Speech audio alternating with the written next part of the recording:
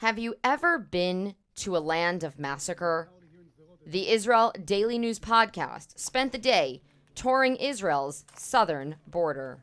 The cities of Sderot, Kibbutz Mefalsim, Be'eri, and Re'im, where the Nova Music Festival was hosted, are now void of people, except for the army, reporters, and a few individuals. First, we visited Sderot, where we saw homes punctured by missiles. This city is a resilient one. The residents are used to living under rocket fire and has had 25,000 rockets fired upon it since Israel withdrew from Gaza in 2005.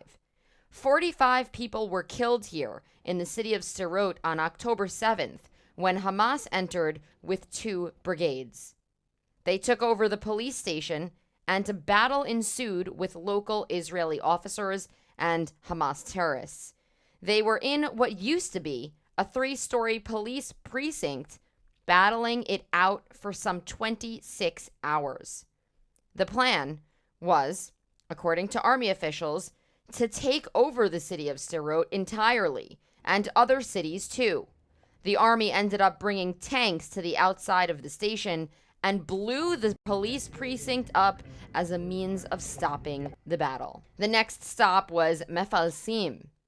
We exited the minibus and stood immediately in front of a handful of dead terrorists in black body bags. I remember thinking about how these individuals were on the wrong side of the border, just 1 kilometer away from where they grew up, in Gaza. Next, we visited Kibbutz Be'eri, from which so many of the hostages were taken. One of my colleagues is now supporting her friend who lost his entire family in Kibbutz Be'eri. His father has been pronounced dead, and his mother and siblings are still in Gaza as hostages. No word from them. Countless homes in Kibbutz Be'eri were torched. Many had no roofs at all. This location smelled of burned flesh and bodily excretions. We met a survivor from Kibbutz Be'eri who refused to come on camera. He hid with his wife and daughters for hours until terrorists were cleaned out of his kibbutz community.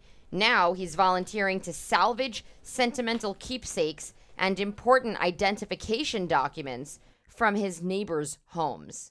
After speaking with residents who come from this kibbutz, Be'eri, they tell me that their confusion is the randomness of it all. Some homes were completely torched and destroyed, while others were shot through the door. In Kibbutz Be'eri, we saw 2 Toyota pickup trucks left behind. Hamas had used them to enter the community. In many homes, the only items standing were things found in the safe room. The day ended at Re'im, where the outdoor nature party was held. 260 young people were murdered while running for their lives as Hamas encountered partygoers one by one and took their lives with weapons and their bare hands. Volunteers who came to clear the corpses report that women's bodies were raped in life and in death.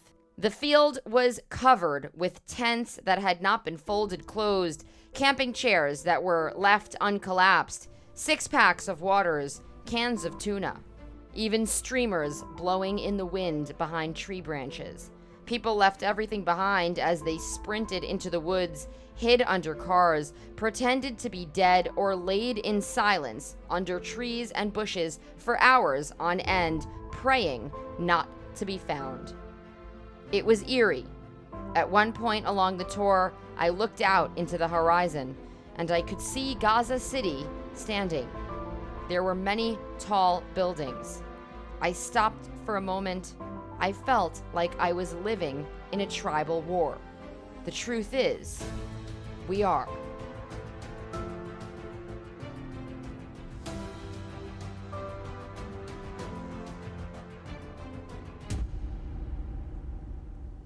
Reporting for the Israel Daily News, I'm Shanna Fuld.